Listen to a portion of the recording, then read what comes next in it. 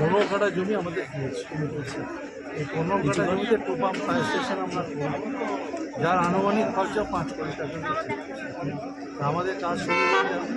আর বাগুইহাটি তো আমরা অনেকই বলছি সেখানকার বিধায়ক, সেখানেও আমাদের মাননীয় মুখ্যমন্ত্রী তারা আমরা আর একটা ফায়ার স্টেশন। বাগুইহাটি আমাদের অবদানের মধ্যেই ছিল, কেন খুব যানজট এলাকা, ওখানেও ফায়ার স্টেশন দেখতে হলে হচ্ছে আমরা ওখানেও ফায়ার স্টেশন দিতে হচ্ছে। আর রাজ্যে প্রায় আপনারা জানেন স্বাধীনতার আগে 109টা ফায়ার স্টেশন, বর্তমানে আজকে 105। আমরা 200 টার্গেট করে ফায়ার স্টেশন করছি। ইমিডিয়েটলি 21টা ফায়ার স্টেশনের কাজ আমরা তার মধ্যে তারাপীঠ ফায়ার স্টেশন। আপনি যেটা বলছিলেন যে ছোট গাড়ি অনেক আনা হচ্ছে, আমরা যেটা অনেক ছোট গাড়ি কিনছি 2,500 লিটার এবং 5,000 লিটার, প্রায় 200-র ওপর ওজন।